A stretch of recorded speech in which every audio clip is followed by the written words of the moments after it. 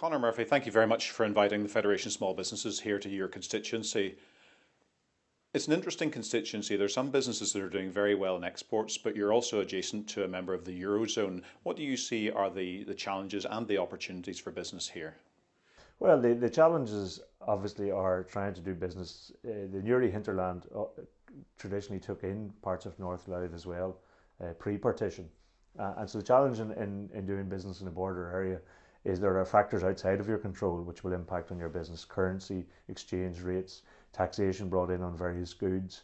And that always has been a difficulty in both Newry and Dundalk, who have very strong links, economic links together, and have had, as I said, traditionally for many years. So people could invest substantially in a business on the northern side of the border and find that a rate changes or the currency changes, and suddenly their business dries up, and basically a hole in the wall on the other side of the border can suddenly thrive without any investment. So there are opportunities almost in a swings and roundabouts way. Newry booms, Dundalk suffers; Dundalk booms, Newry suffers, and that's been the traditional pattern over many decades now since partition came in. And while that brings short-term advantages for the town that's booming, in the longer term it makes for much more difficult economic planning for business, and greater difficulty in terms of mobility because of the exchange rates, taxation rates, exchange of goods across the border.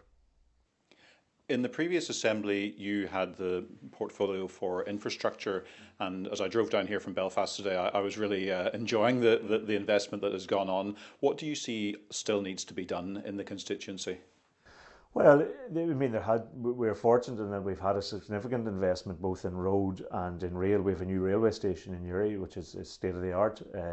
We have the proper Newry bypass, as opposed to the previous one that was built for us, which is a genuine, and it provides that missing link essentially between Belfast and Dublin, and even beyond that. So there has been quite a lot of infrastructure investment, not just here but across the island, which has made everywhere much closer: Cork, Galway, Limerick, Dublin itself, Dublin Airport, Dublin City, tourists and people coming north for shopping, for enjoying the scenery of the Mournes, the Carlingford Lough, South Armagh. So there have been a lot of benefits with the infrastructure. It's not simply a matter of ease of journey.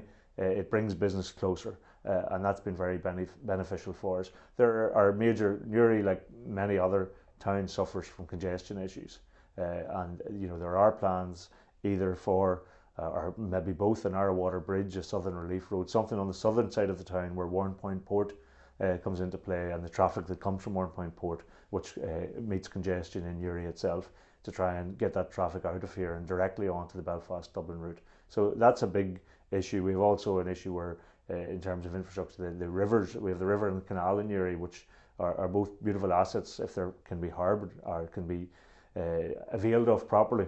And so there are plans for a weir on the river in Newry to try and make it a more attractive, rather than the tidal river we have and the problems that's associated with tidal rivers. So there's still infrastructure needs for the Newry and Armagh area, but I think we have benefited, and that has to be acknowledged, in recent years from significant investment as well.